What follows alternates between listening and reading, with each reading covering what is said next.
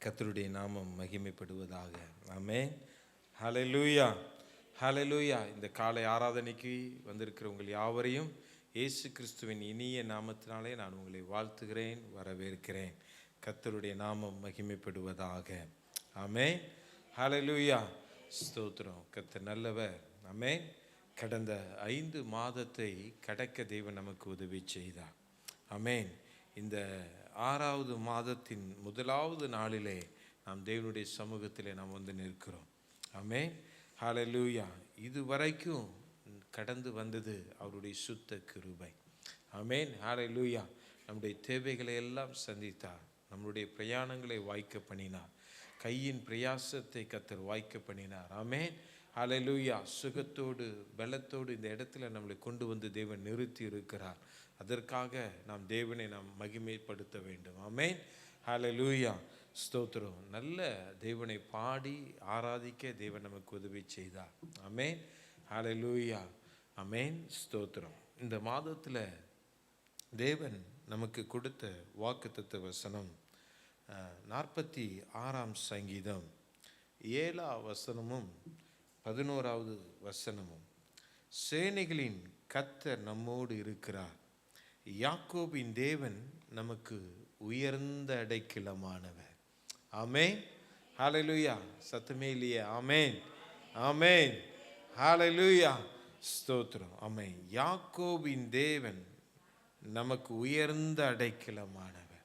அவர் நமக்கு உயர்ந்த அடைக்கலமானவர். ஆமென். அவருடைய செட்டைகளுக்குள்ளே வந்த நமக்கு பாதுகாப்பு உண்டு. ஆமென். ஹல்லேலூயா. ஸ்தோத்திரம். இந்த வசனம் 11வது வசனத்திலையும் விதமாய் சொல்லுகிறது.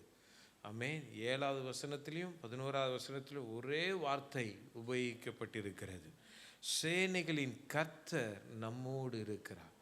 சேனைகளின் கர்த்தர் இந்த சபையில் இருக்கிறார். எத்தனை பேர் விசுவாசிக்கிறீங்க?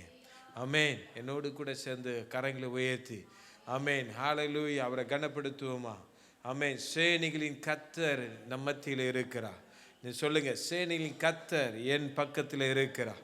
சேனைகளின் கர்த்தர் இந்த ஆலயத்தில் உலாவுகிறார். சேனைகளின் கர்த்தர் இந்த இடத்துல ராஜாவாய் வீற்றிருக்கிறார். சேனைகளின் கர்த்தர் இந்த இடத்துல தேவன் மகிமைப்படுகிறார். ஆமென். ஹல்லேலூயா. ஆமென். என்னோடு கூட இருக்கிறவர் சேனைகளின் கர்த்தர். ஆமென். ஹல்லேலூயா. சேனைகளின் கர்த்தர் நம்மோடு கூட இருக்கிறார். ஆமென். ஹல்லேலூயா, ஹல்லேலூயா, ஹல்லேலூயா. ஸ்தோத்திரம். அவர் ஒருவர் நம்ம கூட இருந்தா போதும். ஆமாம், மனுஷன் நம்ம பக்கத்தில் இராவிட்டா அதுக்கு நம்ம பயப்பட வேண்டிய அவசியம் இல்லை, கலங்க வேண்டிய அவசியம் இல்லை. கர்த்தர் என் பட்சத்தில் இராவிட்டால், அதுதான் தாவீது சொல்றாரு, கர்த்தர் என் கூட இல்லாட்டா நான் கலங்கிடுவேன், நான் பயந்துருவேன், நான் தோற்று போயிடுவேன். ஆனால் கர்த்தர் என் பட்சத்தில் இருந்தா, ஆமென், உம்மாலே ஒரு சேனைக்குள் பாய்வேன், உம்மாலே நான் ஒரு மதிலை தாண்டுவேன். ஆமென். ஹல்லேலூயா. ஏன்னா அவர் சேனைகளை நடத்துகிறவர், சேனைகளின் அதிபதியாய் அவர் நம்மளோடு கூட அவர் இருக்கிறார். ஆமென். ஸ்தோத்திரம். வாக்குத்தத்த வசனங்கள் பேசியிருக்கிறேன். 5 பாயிண்ட்டை வச்சு நான் பேசியிருக்கிறேன். அது யூடியூப்பில் இன்றைக்கி வெளியில் வரும். கர்த்தருக்கு சித்தமானால் அதை நீங்கள் எல்லாரும் பாருங்கள், அது ஆசீர்வாதமாக இருக்கும். இன்றைக்கு அந்த காரியத்தை வைத்தே நான் இன்றைக்கு உங்களோடு கூட நான் தியானிக்க நான் விருப்பப்படுகிறேன். ஆமென். இந்த வசனத்தை நாம் தியானிக்கும் பொழுது சேனைகளின் கர்த்தர் நம்மோடு கூட இருக்கிறார். அவர் நம்ம கூட இருந்துட்டார்னா நமக்கு எதிராக யாருமே இருக்க முடியாது. ஆமென். ஆமாம், இன்றைக்கு உலகத்தில் ஒரு பெரிய ஒரு வல்லரசாக இருக்கிறது அமெரிக்கா, ரஷ்யா, சைனா, இப்படிப்பட்ட நாடுகள் இருக்கலாம். ஆனாலும் அந்த நாடுகளுக்கு எதிராய் சில நாடுகள் என்ன செய்கிறது? கிரியை செய்கிறது, போர் தொடுக்கிறது. ஆமென். ஹல்லேலூயா. ஏன்னா இவங்களுக்கு தெரியும் இவங்களுடைய பலம் இவ்வளோதான், இவங்களுடைய பலம் இதுக்கு நம்மளால் எவ்வளோ டேமேஜ் பண்ண முடியும் அப்படிங்கிறத செய்கிறதுக்கு என்ன செய்யலாம், மற்ற நாடுகள் எத்தனிக்கலாம். ஆனால் நம்மோடு இருக்கிறவர் யார் தெரியுமா? ஆமென். ஹல்லேலூயா. சேனைகளை நடத்துகிறவர், அவர் யுத்த வீரர். ஆமென். ஹல்லேலூயா. ஸ்தோத்திரம். அப்போ அவர் நம்மோடு கூட இருந்துட்டா நமக்கு எதிராளியே இருக்க முடியாது. ஹல்லேலூயா. எதிராளின்னு ஒருத்தன் என்ன செய்யவே முடியாது, இருக்கவே முடியாது. அதுதான் ரோமர் 8ஆம் அதிகாரம் 31ஆம் வசனத்தில் நம்ம வாசிக்கிறோம். இவைகளை குறித்து நாம் என்ன சொல்லுவோம்? தேவன் நம்முடைய பட்சத்தில் இருந்தால் நமக்கு விரோதிப்பவன் யார்? ஆமே, நமக்கு விரோதிப்பவன் யார்? நம்ம எல்லாம் யார் எதிர்க்க முடியும்? தேவன் நம் பட்சத்தில் இருந்துட்டா, தேவன் என்னோடு கூட இருந்துட்டா, தேவன் இந்த சபையில் இருந்துட்டா, ஒருவராலையும் அதை எதிர்க்க முடியாது, ஒருவராலையும் அதை மேற்கொள்ளவும் முடியாது. ஆமென், ஹல்லேலூயா. தேவன் ஒரு மனிதனோடு, உங்களோடு, என்னோடு இருப்பாரானால் உங்களையும் என்னையும் எந்த மனிதராலும் எந்த கூட்டத்தாராலும் மேற்கொள்ள முடியாது. ஆமென்.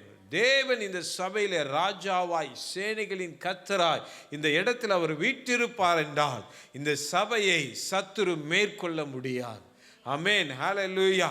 இந்த கல்லின் மேல் என் சபையை கட்டுவேன், பாதாளத்தின் வாசல்கள் அதை மேற்கொள்வதில்லை. ஏன்னா அவனோடு கூட நான் இருக்கிறேன், அந்த கல்லின் மேல நான் இருக்கிறேன், அவன் என் மேல அஸ்திபாரம் போட்டிருக்கிறான். ஆமென், ஹல்லேலூயா. அந்த கல் என் மேல அஸ்திபாரம் போடப்பட்டு இருக்கிறது, அதனால சாத்தான் அதை மேற்கொள்ள முடியாது. ஆமென், ஹல்லேலூயா.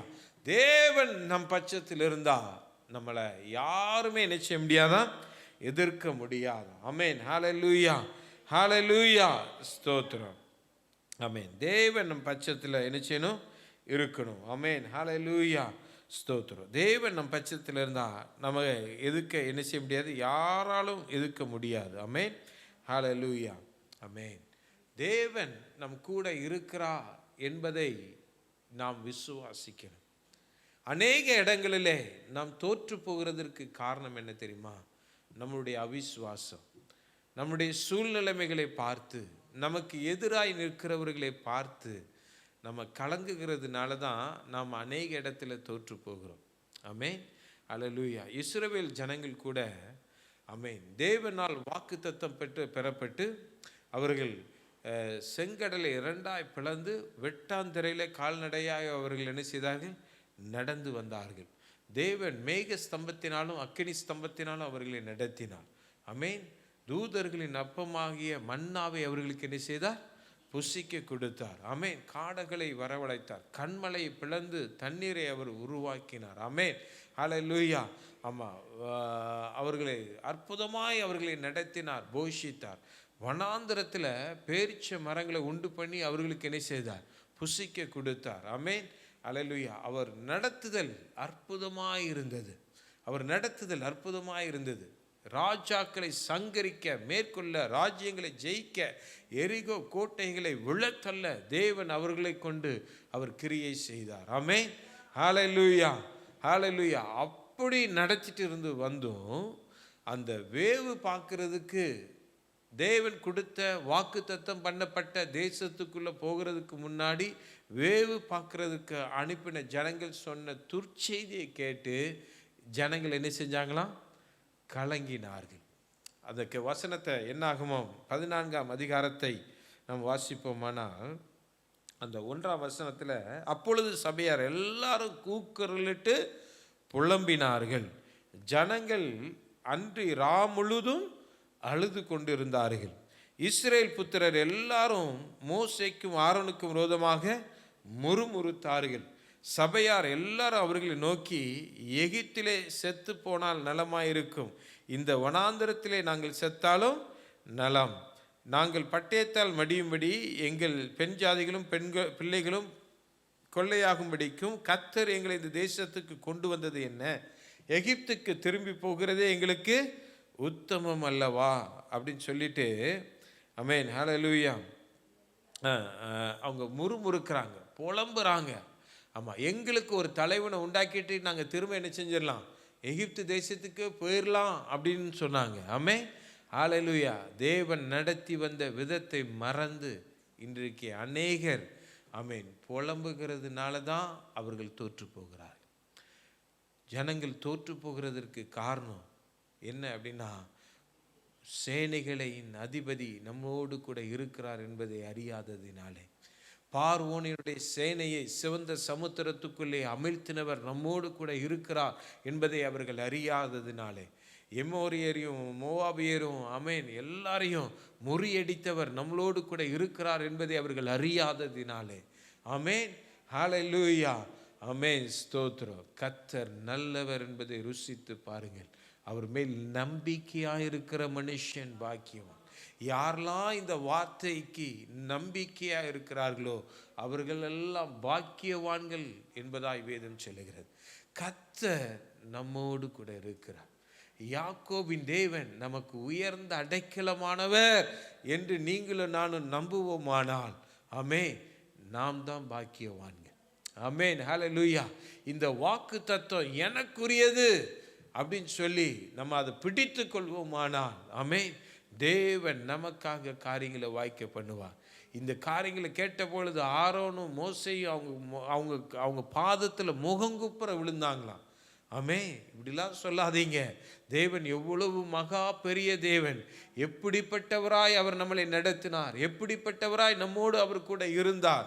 ஆமென். அவரை பார்த்து இப்படி சொல்லிட்டீங்களே அப்படின்னு சொல்லி என்ன செஞ்சாங்க? அவங்க முகங்குப்புற அவர்கள் விழுந்தார்கள் என்று நாம் வாசிக்கிறோம். ஆமென். இதில் 2 பேர் விசுவாசிச்சாங்க, யோசேப்பும் காலேப்பும் யோசுவாவும். ஆமென் ஹல்லேலூயா. 2 பேர் விசுவாசித்தார்கள். அவங்க 2 பேர் தங்களுக்கு கொடுக்கப்பட்ட வாக்குத்தத்தமான தேசத்தை அவர்கள் சுதந்தரித்து கொண்டார்கள். ஆமென் ஹல்லேலூயா. இன்றைக்கு இந்த கால வேளையிலும் சேனைகளின் கர்த்தர் அவர் என்னோடு கூட இருக்கிறார்.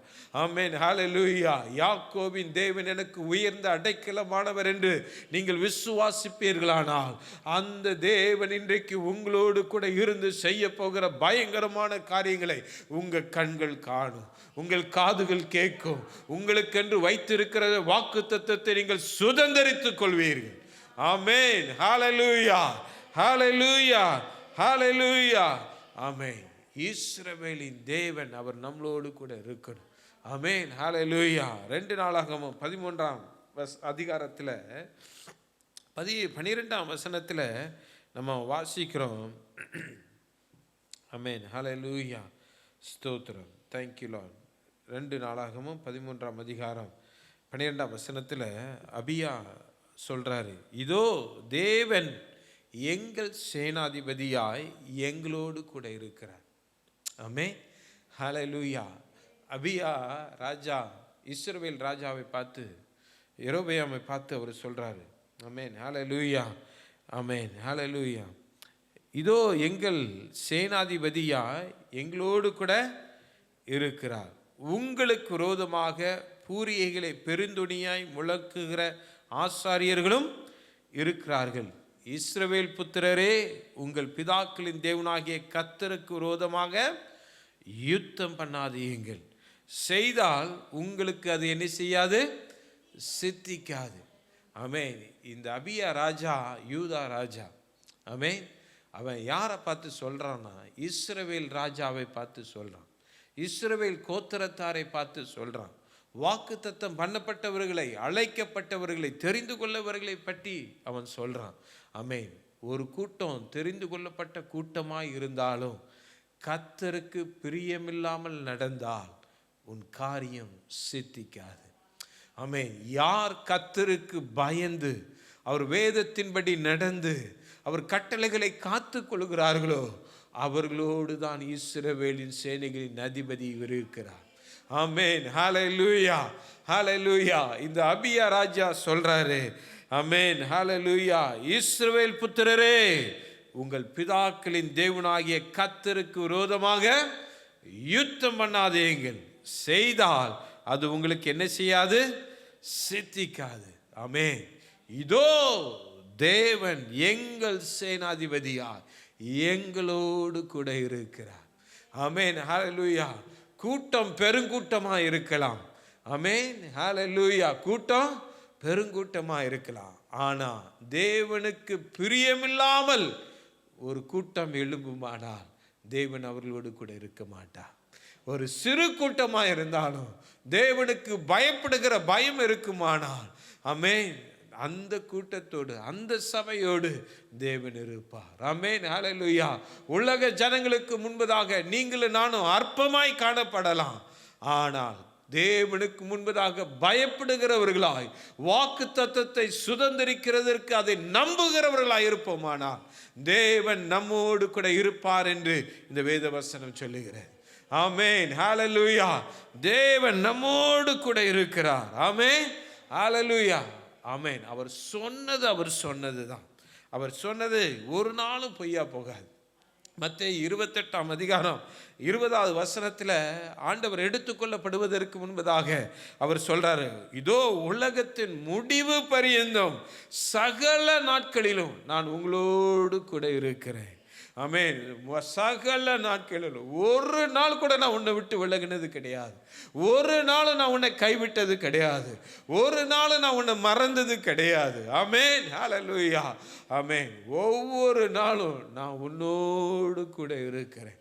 கர்த்தருக்கு நீங்களும் நானும் பயப்படுகிற சந்ததியாய் இருக்குமானால் ஆமென், தேவன் அவர் நம்மோடு கூட இருப்பார். நீங்களும் நானும் வாக்குத்தத்தம் பண்ணப்பட்ட சந்ததியாய், வாக்குத்தத்தத்துக்கு சுதந்திரவாளிகளாய் இருப்போமானால் தேவன் நம்மோடு கூட அவர் இருப்பார். ஆமென், ஹல்லேலூயா, ஹல்லேலூயா. தேவன் நம்மோடு கூட இருப்பார். ஆமென். தேவன் நம்மோடு கூட இருப்பார். தேவன் நம்மோடு கூட இருப்பார். ஆமென், ஹல்லேலூயா. அவர் எப்படிப்பட்டவராய் இருப்பார் அப்படின்னு சொல்லிட்டு இன்றைக்கு 7 காரியங்களை குறித்து தியானிக்க தேவன் நமக்கு உதவி செய்வாராக. ஆமென். இந்த மெசேஜுக்கு அப்புறம் நீங்கள் போய் கேளுங்க. 5 பாயிண்ட் நான் அதில் பேசியிருப்பேன். இன்னொரு 2 பாயிண்ட் நான் இந்த செய்தியோடு நான் ஆட் பண்ணி நம்ம எல்லாரும் அதை தியானிப்போம். ஆமென். 7 விதத்தில் இந்த மாதத்தில் தேவன் நம்மோடு கூட அவர் இருப்பார். ஆமென். சேனைகளின் கர்த்தராய் அவர் நம்மோடு கூட இருப்பார். ஆமென், ஆமென். அவர் நமக்காக யுத்தங்களை நடப்பிக்கிறவர். அது மாத்திரமல்ல, மற்ற 7 விதத்தில் தேவன் இந்த மாதத்தில் நம்மோடு கூட இருப்பார். அவர் எப்படிப்பட்டவராய் அவர் இருப்பார் என்றால் 103ஆம் சங்கீதம் 13ஆம் வசனத்தை வாசிக்கும் பொழுது, தகப்பன் தன் பிள்ளைக்கு இறங்குகிறது போல கர்த்தர் தமக்கு பயந்தவர்களுக்கு இறங்குகிறார். ஆமென், ஹல்லேலூயா. நான் சொன்னேன், கர்த்தர் யாருக்கு அவர் யுத்த சன்னதராக இருப்பார்னா, அவருக்கு பயந்து அவர் செய்கைகளின்படி நடத்துகிறவருக்கு அவர் இருப்பார். ஆமென், ஹல்லேலூயா. ஆமென். தாவீது கர்த்தருக்கு பயந்த மனுஷன், கர்த்தருக்கு பயந்த மனுஷன். ஆமென். ஆனால் அவன் வனாந்தரத்தில் ஆடு மேய்க்கும் பொழுது, ஆமென், அவன் பார்க்கறதுக்கு ஆடுகளும் அவனும் தனியாக இருந்தது போல தான் இருந்தது. ஆமாம், ஒரு விசை சிங்கம் வந்தது, ஒரு விசை கரடி வந்தது. ஆமென். ஆனால் அவை எல்லாவற்றையும் அவன் ரொம்ப ஈஸியாக பீறி போட்டான் அப்படின்னு சொல்லி வேத வசனத்தில் நம்ம வாசிக்கிறோம். ஏன் அப்படின்னா அவனோடு இருந்தது கர்த்தர். ஆமென், ஸ்தோத்திரம். இஸ்ரவேல் ஒரு பெரிய யுத்த சேனையை நிறுத்தி இருக்கிறது. ஆமென், ஒரு பெரிய யுத்த சேனையை நிறுத்தி இருக்கிறது. ஆமாம், ஆனால் அந்த பெரிய யுத்த சேனையால் ஒரு கோலியாத்தை முறியடிக்க முடியவில்லை. ஒரு கோலியாத்தை முறியடிக்க முடியவில்லை. அவனை எதிர்த்து நிற்கிறதுக்கு முடியவில்லை. அவன் கேட்குற கேள்விக்கு இவர்களால் பதில் சொல்ல முடியவில்லை. ஆமென். ஆனால் இந்த சின்ன தாவீதோடு கர்த்தர் இருந்ததுனால அவனை எதிர்க்கிறதுக்கும் அவனுக்கு பதில் சொல்கிறதுக்கும் அவன் தலையை வாங்கிறதற்கும் தேவன் உதவியாக இருந்தார். ஏன்னா கர்த்தர் அவனோடு இருந்தார். ஆமென், ஹல்லேலூயா. அப்போ சேனைகளின் அதிபதியாய் கர்த்தர் தாவீதோடு இருந்தார். இஸ்ரவேல் சேனைகளோடு அவர் இல்லை. ஆமென், ஹல்லேலூயா. தாவீதோடு இருந்தார். கர்த்தருக்கு பயப்படுகிறவர்களோடு அவர் இருப்பார். ஆமென். அதுபோல ஆமென், இப்போ எப்படியெல்லாம் தேவன் இருப்பார்னா, முதலாவது ஒரு தகப்பனை போல அவர் நமக்கு இந்த மாதத்தில் அவர் இருப்பார். யாருக்கு இருப்பார்? கர்த்தருக்கு பயந்தவர்களுக்கு அவர் என்ன செய்வாராம்? தன்னுடைய இரக்கத்தை, தகப்பனுடைய இரக்கத்தை வெளிப்படுத்துவேன் என்று சொல்லுகிறார். ஆமென், ஹல்லேலூயா. தகப்பன் தன் பிள்ளைக்கு இறங்குகிறது போல நான் என்ன செய்வேன்? இந்த மாதத்தில் நான் இறங்குவேன். ஆமென், ஹல்லேலூயா. ஆமென், ஹல்லேலூயா. தகப்பன் தன் பிள்ளைக்கு இறங்குகிறது போல ஒரு தகப்பன் தன் பிள்ளைக்கு எவ்வளவு இரக்கம் செய்வார். ஆமென், ஹல்லேலூயா. ஆண்டவர் சுவிசேஷத்தில் சொல்லும் பொழுது அவர் சொல்கிறாரு, உங்கள் பிள்ளைகள் உங்களிடத்துல வந்து அப்பத்தை கேட்டால் நீங்கள் கல்லை கொடுப்பீங்களா? கொடுக்க மாட்டீங்கல்ல. மீனை கேட்டால் பாம்பை கொடுப்பீங்களா? கொடுக்க மாட்டீங்களே. பொல்லாதவர்களாகிய நீங்களே அதை கொடுக்காமல் இருக்கும் பொழுது உங்கள் பரமபிதா கொடுப்பது அதிக நிச்சயம் அல்லவா? ஆமென், ஹல்லேலூயா, ஸ்தோத்திரம். அப்போ உலக தகப்பனே ஒரு கல்லை கேட்டால் என்ன செய்ய மாட்டானா? அவன் அப்பத்தை கேட்டால் கல்லை கொடுக்க மாட்டான். மீனை கேட்டால் பாம்பை என்ன செய்ய மாட்டான்? கொடுக்க மாட்டான். அவன் தன் பிள்ளைகளுக்கு இரக்கம் செய்வான். அவங்க பிள்ளைகள் ஒரு விஷயத்தை கேட்டால் அதை காட்டிலும் மேன்மையானதை வாங்கி கொடுக்கறது தான் ஒரு நல்ல தகப்பன். ஆமென். அதுதான் ஒரு தகப்பனுடைய அன்பு. ஆமென், ஹல்லேலூயா, ஆமென். அப்போ இந்த மாதத்தில் தேவன் ஒரு தகப்பனாய் அவர் நமக்கு இருப்பார். ஆமென், ஹல்லேலூயா. நீங்கள் இந்த தகப்பனை பார்த்து நீங்கள் என்ன கேட்குறீங்களோ அதை இந்த மாதத்தில் வாய்க்க பண்ணுவேன் என்று கர்த்தர் சொல்லுகிறார். ஆமென், ஹல்லேலூயா. அவர் என்னுடைய தகப்பன். ஆமென். அவருக்குரியதெல்லாம் எனக்குரியது. ஆமென். அப்படின்னு சொல்லி நீங்கள் விசுவாசித்தீர்களானால் அவருக்குரிய ஆசீர்வாதங்கள் எல்லாம் உங்களுக்குரியதாய் அது மாறும். ஆமென், ஹல்லேலூயா. ஒரு தகப்பனாய் இந்த மாதத்தில் அவர் நமக்கு வெளிப்படுவார். ஆமென். அவரிடத்துல கேட்கிற ஒவ்வொரு வார்த்தைகளுக்கும் தேவன் பலன் கொடுக்கிறவராய் நாம் பார்க்க தேவன் நமக்கு உதவி செய்வாராக. ஆமென், ஹல்லேலூயா. இரண்டாவதாக அந்த தகப்பன் தூக்கி சுமக்கிற தகப்பனாய் அவர் காணப்படுவார்.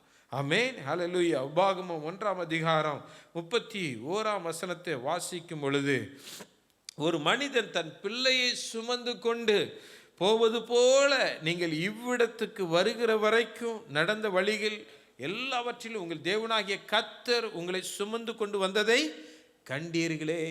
ஆமென், ஹல்லேலூயா. கடந்த 5 மாதம் இந்த தகப்பன் நம்மை சுமந்தார். ஆமென், ஹல்லேலூயா.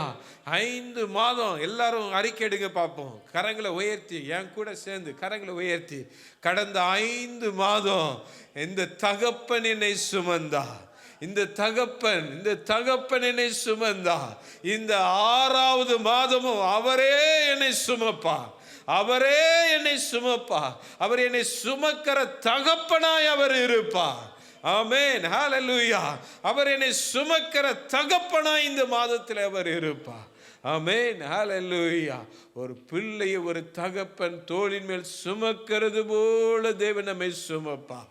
ஆமென், ஹல்லேலூயா. நம்முடைய பாதங்கள் கல்லில் இடராதபடிக்கு அவர் நம்மளை தூக்கி சுமக்கிறதற்கு அவர் உண்மை உள்ளவர். ஆமென், ஹல்லேலூயா. சத்துரு விரிக்கிற வலையில நீங்களும் நானும் விழாதபடிக்கு தேவன் நம்மளை தூக்கி சுமக்கிறதற்கு அவர் உண்மை உள்ளவர். ஆமென், ஹல்லேலூயா, ஹல்லேலூயா, ஸ்தோத்திரம். மூன்றாவதாக இந்த தகப்பன் எப்படிப்பட்டவராய் இருப்பார் அப்படின்னு சொன்னால், எரேமியா 31ஆம் அதிகாரம் 9ஆம் வசனத்தை வாசிக்கும் பொழுது, ஆமென், அழுகையோடும் விண்ணப்பங்களோடும் வருவார்கள், அவர்களை வழி நடத்துவேன், அவர்களை தண்ணீருள்ள நதிகளண்டைக்கு இடராத செம்மையான வழியிலே நடக்க பண்ணுவேன், இஸ்ரவேலுக்கு நான் பிதாவாய் இருப்பேன். ஆமென், ஹல்லேலூயா. எப்ராஹிம் என் சேஷ்ட புத்திர நான் இருக்கிறான். ஆமென், ஹல்லேலூயா. ஆமென். அழுகையோடும் விண்ணப்பங்களோடும் வருவார்கள் தேவனுடைய சந்நிதிக்கு. யாரெல்லாம் அழுகையோடு விண்ணப்பங்களோடு தேவைகளோடு, ஆமென், இந்த காரியம் எனக்கு வாய்க்காதா, இந்த சத்தத்துக்கு தேவன் செவி கொடுக்க மாட்டாரா அப்படின்னு சொல்லி இன்னைக்கு நீங்கள் வந்திருக்கிறீங்களா? ஆண்டவர் உங்களை பார்த்து ஆண்டவர் சொல்கிறாரு, அழுகையோடும் விண்ணப்பங்களோடும் அவர்கள் வருவார்கள். ஆமென். அவர்களை வழி நடத்துவேன், அவர்களை தண்ணீர்கள் அண்டில் இடராத செம்மையான வழியிலே நடக்க பண்ணுவேன், இஸ்ரவேலுக்கு நான் பிதாவாக இருப்பேன். ஆமென். முதலாவது, ஆமென், இந்த தேவன் நம்முடைய கண்ணீரை துடைத்து நம் ஜெபத்தை கேட்டு அமர்ந்த தண்ணீர்களே நீருற்றண்டைகளே நம்மளை நடத்துகிறவராய் அவர் இருப்பார். ஆமென். இனி நீ கண்ணீர் வடிப்பதில்லை, இனி நீ அழுவதில்லை, இனி நீ கூக்குரலிடுவதில்லை. ஏன்னா நான் உனக்கு பிதாவாய் இருப்பேன், நான் உன்னை நடத்துகிறவராய் இருப்பேன், நான் உன்னோடு கூட இருப்பேன் என்று கர்த்தர் சொல்லுகிறார். ஆமென், ஹல்லேலூயா. மூன்றாவது, எப்படிப்பட்ட தேவனாய் தகப்பனாய் அவர் நமக்கு இருப்பார் என்றால், நம்முடைய கண்ணீரை துடைக்கிறவராய், நம்மளை அமர்ந்த தண்ணீர் அண்டைகளே நடத்துகிறவராய் அவர் இருப்பார். ஆமென், ஹல்லேலூயா, ஹல்லேலூயா, ஸ்தோத்திரம். ஆமாம். நான்காவதாக மத்தேயு 6ஆம் அதிகாரம் 32ஆம் வசனத்தை 31ஆம் வசனத்தையும் 32ஆம் வசனத்தையும் வாசிக்கிறேன். ஆகையால் எண்ணத்தை உண்போம், எண்ணத்தை குடிப்போம், எண்ணத்தை உடுப்போம் என்று கவலைப்படாதிருங்கள். இவைகளெல்லாம் அஞ்ஞானிகள் நாடி தேடுகிறார்கள். இவைகளெல்லாம் உங்களுக்கு வேண்டியவைகள் என்று உங்கள் பரமபிதா அறிந்திருக்கிறார். ஆமென், ஹல்லேலூயா. நம்முடைய தேவைகளை அறிந்த தகப்பனாய் நான்காவதாக இந்த மாதத்தில் தேவன் நம்மளோடு கூட இருப்பார். ஆமென், ஹல்லேலூயா. நம்முடைய தேவைகள் இன்னது என்பது அவருக்கு தெரியும். ஆமென், ஹல்லேலூயா. மனுஷ முகத்தை பார்க்குறாங்க, ஆனால் என் தேவன் நம்முடைய இருதயத்தை காண்கிற தேவன். ஆமென், ஹல்லேலூயா. எண்ணத்தை உண்போம், எண்ணத்தை குடிப்போம், எண்ணத்தை புசிப்போம், எண்ணத்தை உடுத்துவோம் சொல்லி என்ன செய்யாதிருங்க, நீங்கள் கவலைப்படாதிருங்கள். ஆமென், ஹல்லேலூயா. ஆமென். இவைகள் எல்லாம் உங்களுக்கு வேண்டியவைகள் என்று உங்கள் பரமபிதா அறிந்திருக்கிறார். அதுக்கெல்லாம் கவலைப்படுறதுக்கு அஞ்ஞானிகள், தேவனை அறியாதவர்கள், தேவனை விசுவாசிக்காதவர்கள் கவலைப்படலாம். ஆமென், ஹல்லேலூயா. தேவனை யாரெல்லாம் விசுவாசிக்கலையோ அவங்கெல்லாம் கவலைப்படுவாங்க, அவங்கெல்லாம் பதறுவாங்க. ஆனால் தேவனை விசுவாசிக்கிற நீங்களும் நானும் இந்த சபை, ஆமென், கவலைப்பட தேவையில்லை. ஏன்னா சேனைகளின் கர்த்தர் நம்மோடு இருக்கிறார். ஆமென். என் தேவைகளை அறிந்தவர் என்னோடு கூட இருக்கிறார், என் தேவைகளை அறிந்தவர் என்னோடு கூட இருக்கிறார். எல்லாரும் கரங்களை உயர்த்தி ரீகா ரலா பா ஷேரே நேமே ரேனா ரீகா தேரேனா, என் தேவைகளை சந்திக்கிறவர் என்னோடு கூட இருக்கிறார், என் தேவைகளை அறிந்தவர் என்னோடு கூட இருக்கிறார், என் தேவைகளை அறிந்தவர் என்னோடு கூட இருக்கிறார். ஜனங்கள் அறிந்தாலும் உன் தேவையை அறிஞ்சாங்கன்னா உன்னை விட்டு விலகிடுவாங்க. ஆனால் இந்த இஸ்ரவேலின் சேனைகளின் தேவனாகிய கர்த்தர் உன் தேவையை அறிந்தார்னா அதை பூர்த்தியாக்குற வரைக்கும் அவர் உன்னை விட்டு விலகுவதில்லை. ஆமென், ஹல்லேலூயா. அதை நிறைவேற்றுவதற்கு அவர் வல்லமை உள்ளவர். ஆமென், ஹல்லேலூயா. அதை நிறைவேற்றுவதற்கு அவர் வல்லமை உள்ளவர். ஆமென். தேவைகளை அறிந்து அவர் செயல்படுகிறவர், தேவைகளை அறிந்து அவைகளை செயல்படுகிறவர்.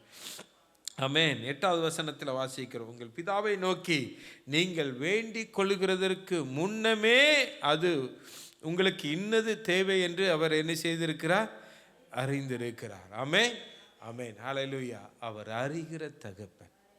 ஆமென். நம்ம வேண்டிக் கொள்வதற்கு முன்னமே என் பிள்ளைக்கு இது தேவை அப்படின்னு சொல்லி அவர் அறிந்து அதை செயல்படுத்துகிறவராய் அவர் இருக்கிறார். ஆமென், ஹல்லேலூயா. நீங்களும் நானும் ஓடி தெரிய தேவையில்லை, அவரை விசுவாசித்தால் போதும். ஆமென். என் தேவன் என்னோடு கூட இருக்கிறார். ஆமென், ஹல்லேலூயா. சேனைகளின் அதிபதி என்னோடு கூட இருக்கிறார், இஸ்ரவேலை போஷித்தவர் என்னோடு கூட இருக்கிறார் அப்படிங்கிற ஒரு நம்பிக்கை மாத்திரம் இருந்தால் போதும். அதை அவர் உங்களுக்கு முன்பதாக இவர் எல்லாத்தையும் வாய்க்க பண்ணுவார். ஆமென், ஹல்லேலூயா. ஆமென். கர்த்தர் நல்லவர். ஆமென். 5வதாக தேவன் எப்படிப்பட்டவராய் அவர் இருப்பார் என்றால், நம்மை மன்னிக்கிறவராய் அவர் இருப்பார். நம்முடைய மீறுதல்களை, நம்முடைய தப்பிதங்களை அவர் மன்னிக்கிற தகப்பனாய் அவர் நம்மளோடு கூட இருப்பார். ஆமென், ஹல்லேலூயா, ஹல்லேலூயா. அதே அதிகாரம் 14ஆம் வசனத்தில் வாசிக்கும் பொழுது, மனுஷருடைய தப்பிதங்களை நீங்கள் அவர்களுக்கு மன்னித்தால் உங்கள் பரமபிதா உங்களுக்கும் மன்னிப்பார். ஆமென், ஹல்லேலூயா. மன்னிப்பார், மன்னிப்பார். அவர் மன்னிக்கிறது மாத்திரமல்ல மன்னிப்பார். ஆமென். 6வதாக அவர் நம்மளை சிட்சிக்கிறவராய் அவர் இருக்கிறார். ஒரு நல்ல தகப்பன் தன் பிள்ளைகளுடைய தவறுகளை மன்னிக்கவும் செய்யணும், சிட்சிக்கவும் செய்யணும், கடிந்து கொள்ளணும். ஆமென், ஹல்லேலூயா. அதை உணர்த்தணும், அதை சரிப்படுத்த வேண்டும். அந்த தகப்பன் சரிப்படுத்தினாதான் அவர் நல்ல தகப்பன். இன்றைக்கு உலகத்தில் சிட்சிக்கிறது யாருக்கும் பிடிக்காது, அவர்களை சரிப்படுத்துகிறது யாருக்கும் என்ன செய்யாது, பிடிக்காது. அப்படி அவர்கள் அந்த கண்டிதத்தை ஏற்றுக்கொள்ள விருப்பப்படவில்லை என்றால் இஸ்ரவேலின் தேவனாகிய கர்த்தர் அவர்களோடு கூட இருக்க மாட்டார். யார் அந்த கண்டிதத்தை ஏற்றுக்கொள்கிறார்களோ ஆமென், அவர்களோடு தான் சேனைகளின் கர்த்தர் நம்மோடு இருக்கிறார் என்று சொல்ல முடியும். ஆமென், ஹல்லேலூயா. அப்போ அந்த கண்டிதத்தை ஏற்றுக்கொள்ளணும். கர்த்தர் சிட்சிக்கும் பொழுது அதை ஏற்றுக்கொள்ளணும். நீதிமொழிகள் 3ஆம் அதிகாரம் 12வது வசனத்தில் இதை நம்ம வாசிக்கிறோம். தகப்பன் தன் நேசிக்கிற புத்திரனை சிட்சிக்கிறது போல கர்த்தரும் எவனிடத்தில் அன்பு கூறுகிறாரோ அவனை சிட்சிக்கிறார். ஆமென். யார் மேல அன்பு இருக்கிறாரோ, இந்த சபையை ஆண்டவர் நேசித்தார், இந்த சபையில் இருக்கிற உங்களை என்னையும் தேவன் நேசித்தார்னா அவர் சிட்சிக்கிற தகப்பன். ஆமென். அவர் எப்படி நம்மளை ஆசீர்வதிக்கிறதுக்கும் நம்மளுடைய கண்ணீரை துடைக்கிறதற்கும் நம்மளை தோளில சுமக்கிறதற்கும் அவர் தகப்பனாய் இருக்கிறது போல நம்மளை கண்டிக்கிறதற்கும் அவர் தகப்பனாய் அவர் இருக்கிறார். ஆமென், ஹல்லேலூயா. அந்த சிட்சையை ஏற்றுக்கொண்டால்தான் அவர் நம் மத்தியில் இருக்க முடியும். ஆமென், ஹல்லேலூயா. சிட்சையை அல்லல் தட்டுகிறவன் அவரோடு கூட இருக்க முடியாது, அவனோடு கூட தேவனும் இருக்க முடியாது. ஆமென், ஹல்லேலூயா. ஆமென். சிட்சையை என்ன செய்யணும், ஏற்றுக்கொள்ளணும். ஆமென். ஏன்னா வேத வசனம் சொல்லுது, பெரம்பை கையாடாதவன் தன் மகனை பகைக்கிறான். அப்போ சிட்சிக்கிறது தேவன் சிட்சிப்பார். இதை செய்யாத, இது எனக்கு பிரியமில்லாத காரியம் அப்படின்னு சொல்லி வேத வசனத்தில் சொல்லப்பட்ட காரியங்களை நாம் தேவன் நமக்கு உணர்த்தும் பொழுது அதை நாம் மனதார ஏற்றுக்கொள்கிறவர்களாய் நாம் இருக்க வேண்டும். ஆமென், ஹல்லேலூயா, ஸ்தோத்திரம். 7வதாக அவர் நம்மளை கடாட்சிக்கிற தேவன். அவர் சிட்சிக்கிறது போல நம்மளை ஆசீர்வதித்து பெருக பண்ணுகிற தேவன். ஆமென். மல்கியா 3ஆம் அதிகாரம் 16வது வசனம் 17வது வசனத்தை நம்ம வாசிக்கும் பொழுது, அப்பொழுது கர்த்தருக்கு பயந்தவர்கள் ஒருவருடைய ஒருவர் பேசிக்கொள்வார்கள், கர்த்தர் கவனித்து கேட்பார். கர்த்தருக்கு பயந்தவர்களுக்காகவும் அவருடைய நாமத்தை தியானிக்கிறவர்களுக்காகவும் ஒரு ஞாபக புஸ்தகம் ஒன்று அவருக்கு முன்பாக எழுதப்பட்டிருக்கிறது. ஆமென். 17வது வசனத்தில், என் சம்பத்தை நான் சேர்க்கும் நாளிலே அவர்கள் என்னுடையவர்களாய் இருப்பார்கள் என்று சேனைகளின் கர்த்தர் சொல்லுகிறார். ஒரு மனுஷன் தனக்கு ஊழியம் செய்கிற தன்னுடைய குமாரனை கடாட்சிக்கிறது போல நான் அவர்களை என்ன செய்வேன், கடாட்சிப்பேன். ஒரு மனுஷன் தனக்கு ஊழியம் செய்கிற ஒரு ஊழியக்காரனை, ஒரு வேலைக்காரனை அவன் சம்பளம் கொடுத்து அவனுக்கு நல்ல வசதி வாய்ப்புகளை கொடுத்து அவனுக்கு நடத்துகிறது போல நான் என்ன செய்வேன், அவர்களை நடத்துவேன். ஆமென், ஹல்லேலூயா. கர்த்தருக்கு பயந்து நாம் இந்த இடத்துல ஊழியம் செய்தால் தேவன் நம்மோடு கூட இருந்து நம்மளை நிறைவாய் நடத்துவதற்கு அவர் உண்மை உள்ளவராய் அவர் இருக்கிறார். ஆமென், ஹல்லேலூயா, ஹல்லேலூயா. ஒரு தகப்பனாய் அவர் நம்மோடு கூட இருப்பார். இந்த தகப்பன்லேயே 7 விஷயத்தை நான் உங்களுக்கு சொன்னேன். ஆமென், ஹல்லேலூயா. ஒரு நல்ல ஒரு தகப்பனாய் இந்த மாதத்தில் தேவன் நம்மோடு கூட அவர் இருப்பார். ஆமென், ஹல்லேலூயா. 2வதாக தேவன் எப்படிப்பட்டவராய் இருப்பார்னா, தகப்பன் சொல்லிட்டாலே தாயை குறித்து நம்ம ஒரு வார்த்தை சொல்லி தான் ஆகணும். ஆமென், ஹல்லேலூயா, ஸ்தோத்திரம். ஏசாயா 66ஆம் அதிகாரம் 13ஆம் வசனத்தை நம்ம எல்லாருக்கும் தெரிஞ்ச வசனம். ஆமென். ஒருவனை அவன் தாய் தேற்றுவது போல நான் உங்களை தேற்றுவேன், நீங்கள் எருசலேமிலே தேற்றப்படுவீர்கள். ஆமென், ஹல்லேலூயா. ஒருவனை அவன் தாய் தேற்றுவது போல நான் என்ன செய்வேன், உங்களை தேற்றுவேன், நான் உங்களை தேற்றுவேன். ஒருவனை அவன் தாய் தேற்றுவது போல நான் உங்களை என்ன செய்வேன், தேற்றுவேன். இந்த மாதத்தில் தேவன் நம்மை தேற்றுகிற மாதமாய் அது இருக்கும். ஆமென், ஹல்லேலூயா. ஒரு தாயை போல உங்களை எண்ணியும் தேவன் தேற்றுகிறவராய் அவர் இந்த இடத்துல அவர் இருப்பார். ஆமென், ஹல்லேலூயா. ஆமென். கண்ணீரோடு அழுகையோடு வரும் பொழுது ஒரு தாய் அழுகிற குழந்தையை எடுத்து எப்படி தாலாட்டு பாடி கையில் போட்டு ஆட்டி மார்பில் போட்டு தட்டி கொடுத்து அவர் தேற்றுகிறது போல தேவன் நம்மை தேற்றுவாராம். ஆமென். ஹல்லேலூயா. ஆமென். இந்த தேறுதல் மனிதனால் உண்டானதல்ல. ஆமென். ஹல்லேலூயா. மனிதன் கொடுக்கிற தேறுதல் பின் நாட்களில் அது வேற மாதிரி முடியும். ஆமென்.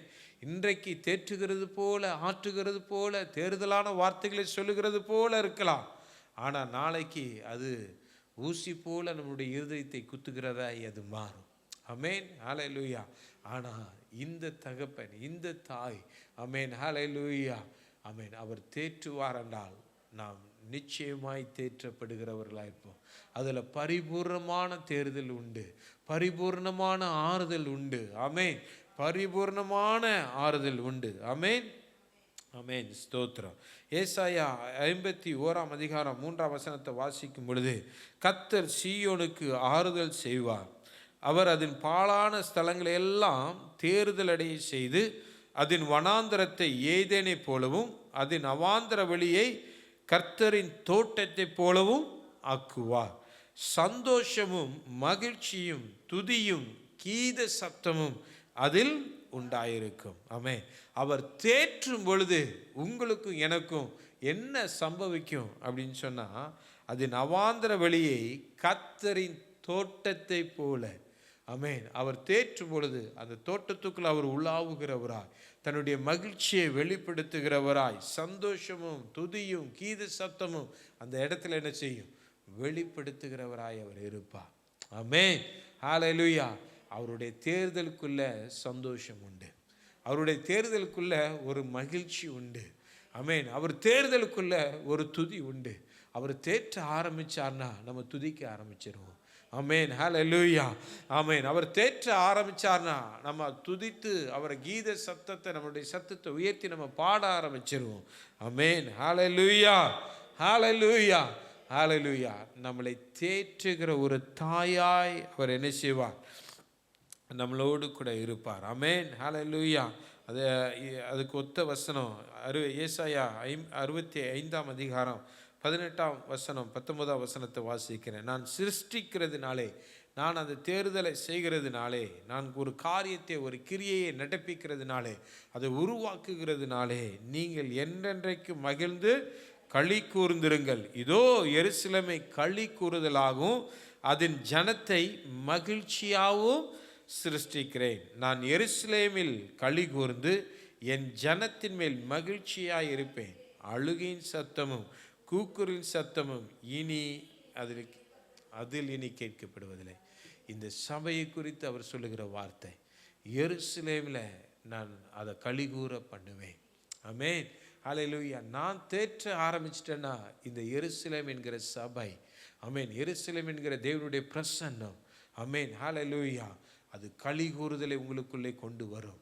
என்னுடைய பிரசன்னம் தான் உன்னை தேற்றும், என்னுடைய ஆலயத்துக்குள்ளே தான் அந்த தேறுதல் இருக்கிறது. ஆமென். ஹல்லேலூயா என்று கர்த்தர் சொல்லுகிறார். கர்த்தர் ஆண்டவர் சொல்றாரு, நான் உங்களோடு கூட இருக்கிறேன். ஆமென். ஹல்லேலூயா. ஹல்லேலூயா. சேனைகளின் கர்த்தர் நம்மோடு கூட இருக்கிறார். யாக்கோபின் தேவன் நமக்கு உயர்ந்த அடைக்கலமானவர். ஆமென். அவர் நம்மோடு கூட எப்படிப்பட்டவராயிருப்பார் என்றால் ஒரு தாயை போல இருப்பார். ஆமென். ஹல்லேலூயா. 2 கொரிந்தியர் 1 அதிகாரம் 4 வசனத்தில், ஆமென், ஹல்லேலூயா, நம்ம வாசிக்கிறோம், தேவனால் எங்களுக்கு அருளப்படுகிற ஆறுதலினாலே எந்த உபத்திரவத்தை ஆகிலும் அகப்படுகிறவர்களுக்கு நாங்கள் ஆறுதல் செய்ய திராணி உள்ளவர்களாகும்படி எங்களுக்கு வரும் சகல உபத்திரவங்களிலும் அவரே எங்களுக்கு ஆறுதல் செய்கிறவர். ஆமென். எந்த உபத்திரம் வந்தாலும் அவரே நமக்கு ஆறுதலை கொண்டு வருகிறவர். ஆமென். ஹல்லேலூயா. ஹல்லேலூயா. ஹல்லேலூயா. ஸ்தோத்திரம். ஆமென். கர்த்தர் நல்லவர். 3ஆவதாக, ஆமென், இந்த தேவாலயத்திலே, நம்மத்திலே, இந்த மாதத்திலே சேனைகளின் கர்த்தர் எப்படிப்பட்டவராய் அவர் இருப்பார் என்றால் ஒரு மெய்ப்பனாய் அவர் இருப்பார். ஒரு மெய்ப்பனை போல அவர் இந்த மந்தையை மேய்ப்பார். ஆமென். ஹல்லேலூயா. ஸ்தோத்திரம். உங்கள் குடும்பத்தை மேய்ப்பார், உங்கள் பிள்ளைகளை அவர் மேய்ப்பார். ஆமென். இந்த சபையை அவர் மேய்ப்பார். ஆமென். ஹல்லேலூயா. ஏசாயா 40 அதிகாரம் 11 வசனத்தை வாசிக்கும் பொழுது, மெய்ப்பனை போல தமது மந்தையை மேய்ப்பார், ஆட்டுக்குட்டிகளை தமது புயத்தினால் சேர்த்து தமது மடியிலே சுமந்து கரவலாடுகளை மெதுவாய் நடத்துவார். ஆமென். இந்த மாதம் தேவன் ஒரு மெய்ப்பனாய் அவர் நம்மளோடு கூட இருப்பார். ஆமென். ஹல்லேலூயா. ஒரு மெய்ப்பன் தன் மந்தைய கவனமாக அவன் நடத்துவான், அதை தூக்கி சுமந்து கொள்ளுவான், அதை மடியில் வைத்து அதை பராமரிப்பான். ஆமென். ஹல்லேலூயா. கரவலாடுகளை மெதுவாய் அவன் நடத்துவான் என்று வேதம் சொல்லுகிறது.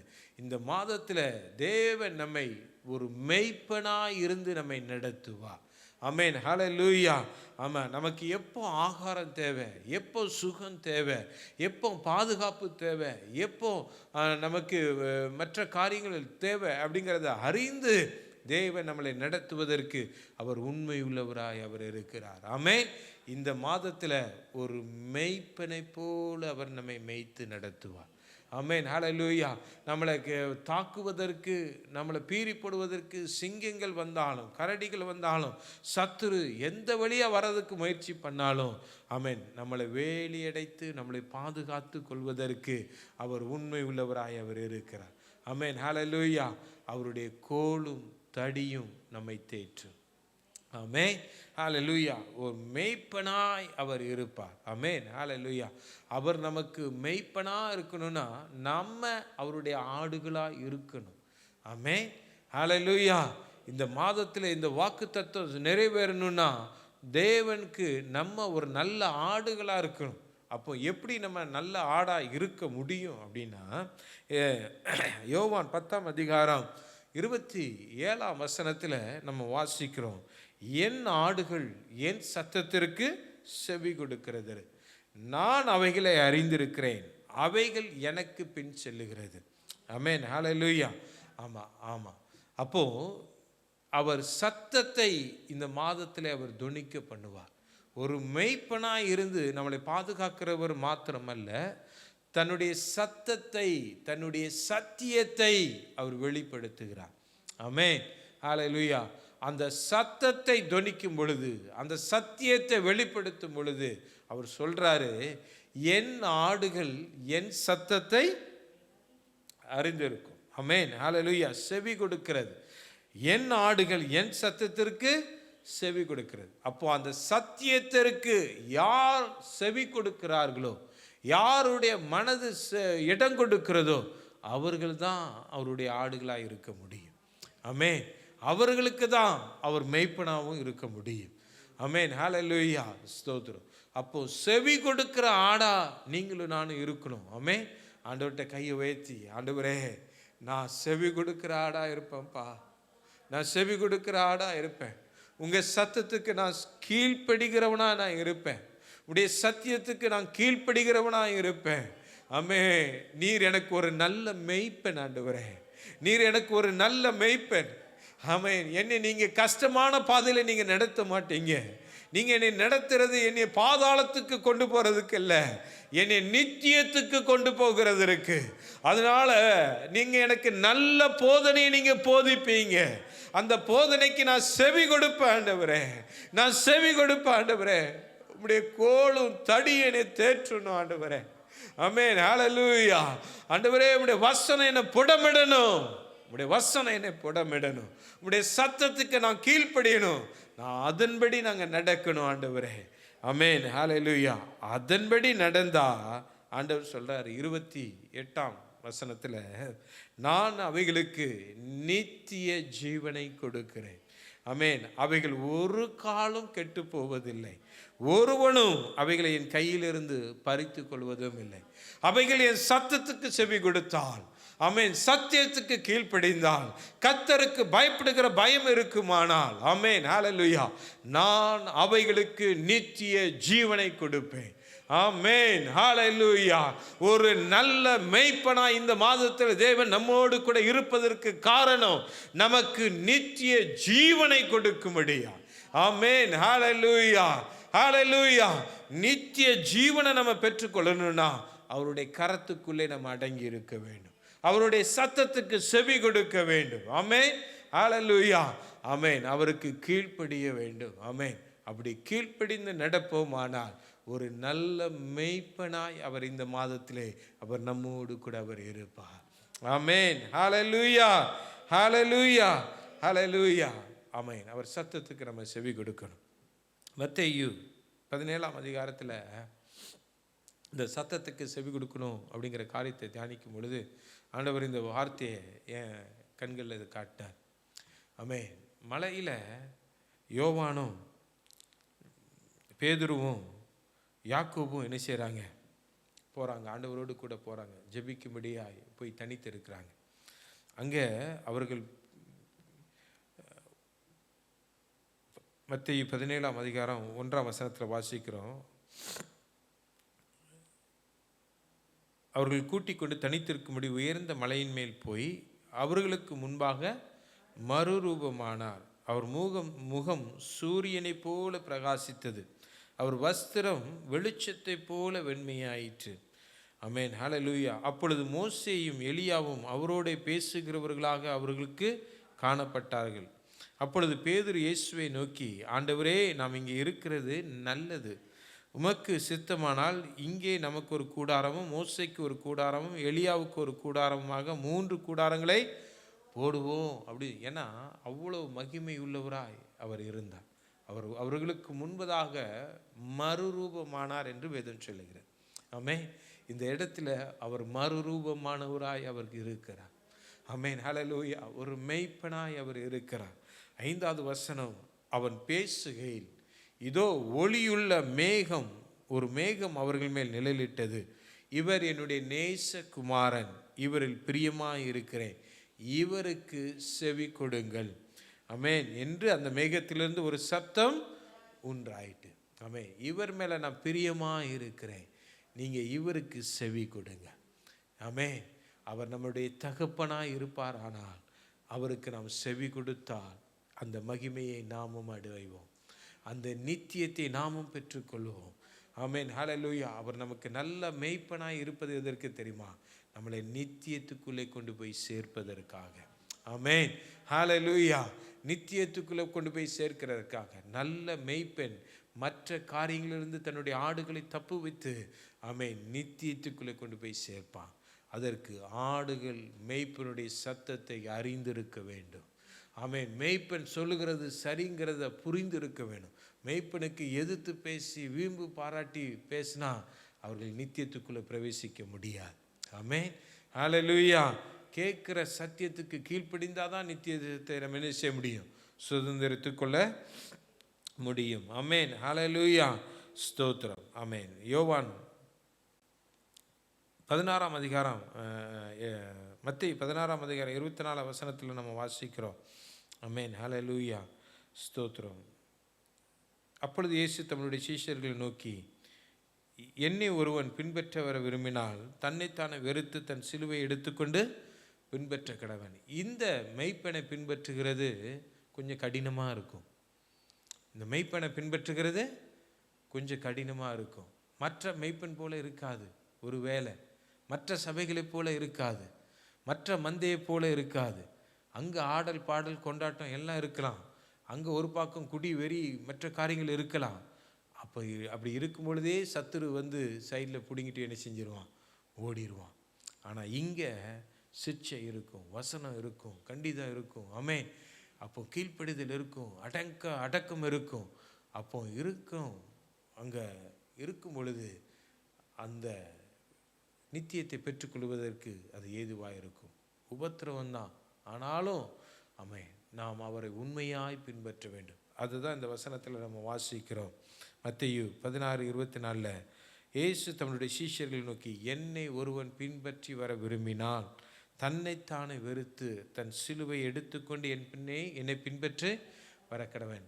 தன்னைத்தானே வெறுக்கணும். தான் சுயமாக போய் மேய்ஞ்சிட்டு வரலான்னு நினைக்கக்கூடாது. ஆமென், ஹல்லேலூயா. ஒரு மெய்ப்பனுக்கு கீழே அடங்கி இருக்கணும். மெய்ப்பன் காட்டுகிற இடத்துல மேயணும். ஆமென், ஹல்லேலூயா. தான் மனம் போன போக்கில், இஷ்டம் போன போக்கில் என்ன செய்கிறக்கூடாது, போயிடக்கூடாது. மெய்ப்பன் வார்த்தைக்கு கீழ்ப்படியணும். இன்னைக்கு அநேக சபைகள் கெட்டு போகிறதுக்கு காரணம் என்ன தெரியுமா? மெய்ப்பன் சத்தத்தை ஆடுகள் கேட்கறது இல்லை, ஆடுகள் சத்தத்தை தான் மெய்ப்பன் கேட்க வேண்டிய சூழ்நிலை இருக்கிறது. ஆமென். எனக்கும் அப்படிப்பட்ட ஒரு சூழ்நிலை வந்தது. ஆமென். அதில் தெளிவாய் நிற்க தேவன் எனக்கு உதவி செய்தார். ஆமென். ஆடுகள் சத்தத்தை மெய்ப்பெண் கேட்டு மந்தையை நடத்த முடியாது. மெய்ப்பெண் தான் ஆடுகளை என்ன செய்யணும்? நடத்தணும். ஆமென், ஹல்லேலூயா. ஸ்தோத்திரம். வேத வசனம் ரொம்ப தெளிவாக சொல்லுகிறது. அப்போ மேய்ப்பனுடைய சத்தத்தை அறிந்தால் நம்ம என்ன செய்வோம்? நம்ம தப்புவிக்க. இன்னைக்கு அநேகருக்கு என்னென்னா, உலகமும் வேணும், சபையும் வேணும், ஆவிக்குரிய காரியங்களும் வேணும், உலகப்பரான காரியங்களும் வேணும் அப்படி நினைக்கிறதுனால தான் மேய்ப்பனுடைய சத்தத்தை கேட்கறதுக்கு அவர்களுக்கு என்ன இல்லை, விருப்பம் இல்லை. ஆமென். சபை என்பது ஆமென் ஒரு வேடிக்கு உட்பட்டது. ஆமென். ஹல்லேலூயா. ஸ்தோத்திரம். அதனால 1 ராஜாக்கள் 18ஆம் அதிகாரம் 21ஆம் வசனத்தில் எலியா ஜனங்களை பார்த்து கேட்குறாரு. அப்பொழுது எலியா சகல ஜனத்தண்டைக்கும் வந்து, நீங்கள் எந்த மட்டும் 2 நினைவுகளால் குந்தி குந்தி நடப்பீர்கள்? கர்த்தர் தெய்வமானால் அவரை என்ன செய்யுங்க? பின்பற்றுங்கள். பாகால் தெய்வமானால் அவரை பின்பற்றுங்கள் என்றான். ஜனங்கள் பிரயுத்தரமாக அவருக்கு ஒன்றும் செய்யவில்லை. கர்த்தர் தெய்வமானால் கர்த்தரை என்ன செய்யணும்? பின்பற்றணும். பாகால் தெய்வமான பாகாலை பின்பற்ற. கர்த்தர் தெய்வம், இந்த இடத்துல கர்த்தர் இருக்கிறார் அப்படின்னு நீங்களும் நானும் அறிக்கைட்டோன்னா அந்த கர்த்தரை நம்ம மேன்மை பாராட்டி கர்த்தரை நம்ம பின்பற்றணும். ஆமென். ஹல்லேலூயா. நம்ம உலகம் போகிற போக்குக்கு, உலகம் போகிற ஸ்டைலில் நீங்களும் நானும் போகணும்னு நினைக்கக்கூடாது. அது ஒரு சரியான நடத்துதலாக இருக்க முடியாது. ஆமென். ஹல்லேலூயா. அதனால மேய்ப்பனுடைய கட்டளைக்கு கீழ்ப்படுகிறவர்களாய் நம்ம இருந்தோம் அப்படின்னா, யோவான் 10ஆம் அதிகாரம் 28ஆம் வசனத்தில் சொன்னதை நான் திரும்பியும் சொல்லியிருக்கிறேன். நான் அவைகளுக்கு நித்திய ஜீவனை கொடுக்கிறேன், அவைகள் ஒரு காலம் கெட்டு போவதில்லை, ஒருவனும் அவைகளை என் கையிலிருந்து பறித்து கொள்வதில்லை. நித்திய ஜீவனை பெற்றுக்கொள்ளணும்னா அவர் கைக்குள்ளே அடங்கி இருந்தால் ஒருவனும் அதை பறித்து கொள்ள முடியாது. ஆமென். ஹல்லேலூயா. ஸ்தோத்திரம். நேரம் ரொம்ப அதிகமானதுனால சீக்கிரமாக இந்த காரியத்தை மாத்திரம் நான் சொல்லி முடிக்கிறேன். ஆமென். ஹல்லேலூயா. 3 காரியத்தை நம்ம பார்த்துருக்குறோம். சரி, மீதி காரியங்களை நாம் அடுத்த வாரம் நாம் பார்க்கலாம். ஆமென். ஹல்லேலூயா. ஏன்னா இதை நல்லா தியானித்து நாம் கொண்டு போனால் நல்லா இருக்கும் நான் விருப்பப்படுகிறேன். ஆமென். ஹல்லேலூயா. தேவன் எப்படிப்பட்டவராய் அவர் நம்மோடு கூட இருப்பார். ஆமென். ஹல்லேலூயா. ஸ்தோத்திரம். ஆமென். ஒரு தகப்பனாய் அவர் நம்மோடு கூட இருப்பார், ஒரு தாயாய் அவர் நம்மளோடு கூட இருப்பார், மெய்ப்பனாய் இருப்பார். ஆமென். ஹல்லேலூயா. ஆமென். கோழி தன் குஞ்சுகளை சேர்த்து கொள்ளுகிற வண்ணமாய் ஆமென். ஹல்லேலூயா நம்மளை பாதுகாக்கிறவராய் அவர் இருப்பார். சிறகுக்கு கீழே மூடி மறைத்து பாதுகாக்கிறது போல நம்மளை பாதுகாத்து கொள்ளுகிறவராய் இருப்பார். ஆமென். 5வது, கழுகு தன் செட்டைகளில் மேலே தன் குஞ்சுகளை வைத்து உயர பறந்து போவது போல, தன்னுடைய கூட்டை கலைத்து உயர பறந்து போவது போல, அவைகளுக்கு சொல்லி கொடுக்கிறது போல தேவன் நமக்கு எப்படி இருப்பார்? இந்த மாதத்தில் நமக்கு துணையாய் அவர் இருப்பார். ஆமென். நமக்கு கற்றுக் கொடுக்கிறவராய் அவர் இருப்பார். ஆமென். ஹல்லேலூயா. ஆமென். 2வது, வாலிபன் ஒரு ஸ்திரியை மணக்கிற மணவாளனை போல அவர் இருப்பார். ஆமென். ஹல்லேலூயா. 6வதாக, ஒரு மணவாளனை போல அவர் என்ன செய்வார்? இருப்பார். 2வது 7வது அவர் எப்படிப்பட்டவராக இருப்பார்? என்ன?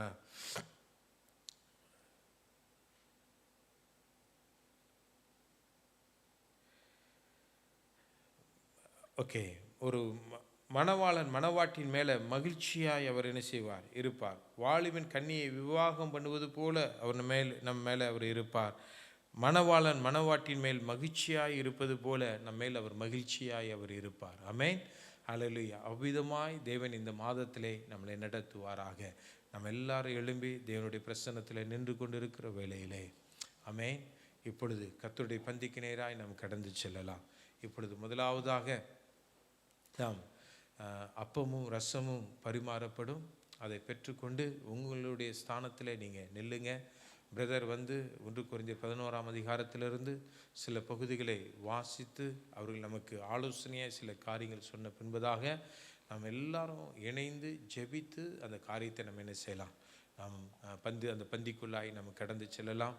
அதனால் பயபக்தியோடு நம்ம இந்த இடத்துல நம்ம என்ன செய்யணும்? நிற்க வேண்டும். இது கர்த்தருடைய பந்தி. ஆமென். ஹல்லேலூயா. இது கர்த்தருடைய பந்தி. இந்த கர்த்தருடைய பந்திக்கு நேராய் நாம் கடந்து வந்திருக்கிறோம். அதனால் நம்ம எல்லாரும் எழும்பி நின்று ஆமென். ஹல்லேலூயா. நமக்குள்ளே பாவம் இல்லை என்று சொல்வோமானால் நம்மை நாமே வஞ்சிக்கிறவர்களாய் இருப்போம். ஆமென். நமக்குள்ளே பாவம் இருக்கிறது, அநேக காரியங்கள் இருக்கிறது. நம்முடைய சிந்தனையினால், நம்முடைய பார்வையினால், நம்முடைய வார்த்தையினால், ஆமென், நாம் கேட்ட காரியங்களினால் இருக்கிற காரியங்களை நாம் அறிக்கையிட்டு நாம் இந்த பந்திக்குள்ளே நாம் கடந்து செல்லணும். யாரும் துணிகரத்தோடு இந்த பந்திக்குள்ளே நாம் என்ன செய்யக்கூடாது, கடந்து போயிடக்கூடாது. சேனைகளின் தேவனாகிய கர்த்தர் நம்மளோடு கூட இருக்க வேண்டுமானால் பயத்தோடு நடுக்கத்தோடு இந்த பந்தியிலே நாம் பங்கு கொள்ளுகிறவர்களாக இருக்க வேண்டும். ஆமென். அதனால் நம்ம எல்லாரும் கர்த்தருடைய பந்திக்கு நேராய் நாம் கடந்து செல்லலாம். 1 Corinthians chapter 11 verses 23 to 31. For I pass on to you what I received from the Lord himself. On the night when he was betrayed, the Lord Jesus took some bread and gave thanks to God for it. Then he broke it in the pieces and said, "This is my body, which is given for you. Do this in remembrance of me." In the same way, he took the cup of wine after supper, saying, "This cup is the new covenant between God and his people, an agreement confirmed with my blood. Do this in remembrance of me as often as you drink it. For every time you eat this bread and drink this cup, you are announcing the Lord's death until he comes again. So anyone who eats this bread or drinks this cup of the Lord in an unworthily manner is guilty of sinning against the body and blood of the Lord.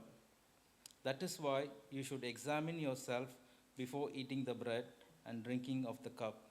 For if you eat the bread or drink the cup without honoring the body of Christ, you are eating and drinking God's judgment upon yourself. That is why many of you are weak and sick, and some have even died. But if we would examine ourselves, we would not be judged by God in this way."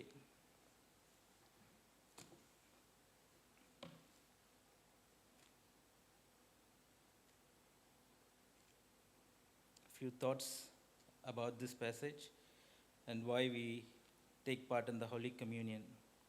Firstly, Holy Communion helps us to remember the sacrifice that Jesus made on the cross.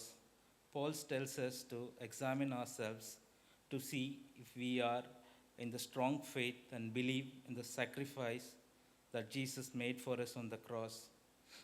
Jesus instituted Holy Communion at the Last Supper, as we see that in Luke 22, verses 19 to 20, instructing his disciples to eat the bread and drink the wine in remembrance of him. The bread is a symbol of his body, which was broken for us brutally on the cross.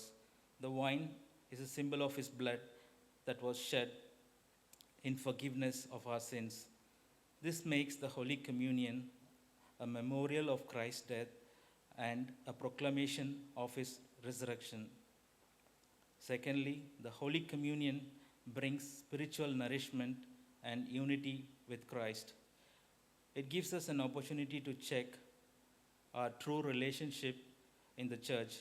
Before partaking the Lord's Supper, it is vital and appropriate time to reconcile any differences which we have among the people within the church or outside. That's exactly what Paul has in his mind when he reminds us, discern the body as we eat and drink. Thirdly, the Holy Communion is an expression of unity in the church. Holy Communion is typically received in community, symbolizing the oneness of believers as the body of Christ. It is a shared act of fellowship where divisions are set aside. Unity isn't important just because it makes life in a church more enjoyable. Unity is important because it's a picture of the gospel, and nowhere in the gospel made more visible than the body of Christ assembled and unified around the body of Christ. And fourthly, Holy Communion is an invitation to examine our heart. Paul here encourages us to self-examine before receiving the communion. It is a time for repentance, gratitude, and renewal of our mind. Believers seek to reconcile with God and others before partaking.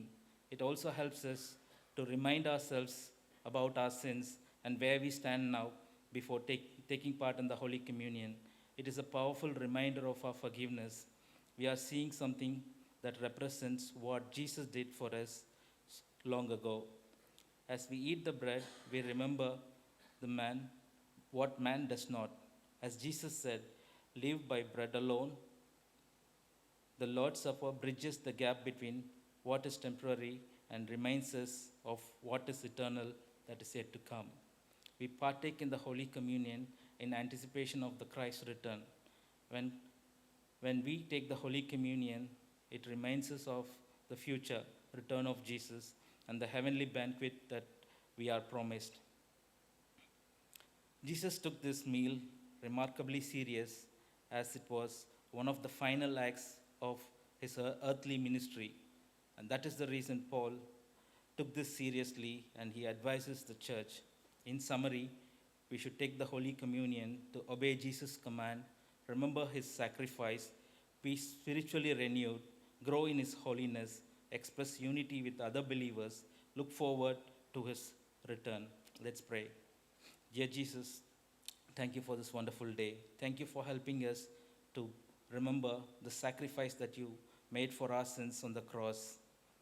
We as a church come before you with a humble heart, grateful for the gift of your body and blood. Thank you for the cross where you gave yourself for us, taking our sins, our shame, and our punishment. As we take this bread and drink this cup, help us to remember your love, your sacrifice, and the victory of your resurrection. Forgive me for my sins. Cleanse my heart. Help me to live in your grace and walk in your truth. Unite us all with you and with my brothers and sisters in Christ. Fill us all with your Holy Spirit and renew our faith. We take this Holy Communion in remembrance of you, in obedience to you, and in the hope that you will return. Let your healing hands go reach everyone who is sick at this moment. Let your blood go touch people who are sick in their sick beds. Let them get healed by your blood. Let people come to know about your power. We surrender each one of us here into your precious hands.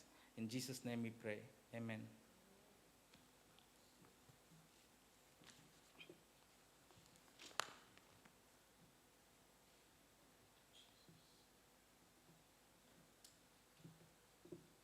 நம்முடைய கரங்களிலே அப்பமும் ரசமும் இருக்கிறது. அப்பா, உம்முடைய கரம் அதை செய்ய போகிற தயவுக்காக உமக்கு நன்றி செலுத்துகிறோம். ஆண்டவரே, உம்முடைய கரத்தில் எங்களை முழுவதுமாய் தாழ்த்தி வறுமையாக்குகிறோம். இயேசுவின் நாமத்தில் ஜெபிக்கிறோம் ஜீவனுள்ள நல்ல பிதாவே. ஆமேன், ஆமேன். என் ஆத்துமாவே கர்த்தரை ஸ்தோத்திரி, என் முழுவதுமே எடுப்ப சுத்த நாமத்தை ஸ்தோத்திரி. என் ஆத்துமாவே கர்த்தரை ஸ்தோத்திரி, கர்த்தர் செய்த சகல உபகாரங்களையும் மறவாதே. ஆமேன், ஆமேன், ஆமேன், ஆமேன். ஹல்லேலூயா. சேனைகளின் கர்த்தர் நம்மோடு இருக்கிறார். யாக்கோபின் தேவன் நமக்கு உயர்ந்த அடைக்கலமானவர். ஆமேன். கர்த்தருடைய கரம் உங்களோடு கூட இருக்கும். சேனைகளின் கர்த்தர் உங்களோடு கூட அவர் இருப்பார். யாக்கோபின் தேவன் உங்களுக்கு அடைக்கலமாக இருப்பார். கர்த்தர் தாமே உங்களை ஆசீர்வதிப்பாராக. தேங்க்யூ. God bless you.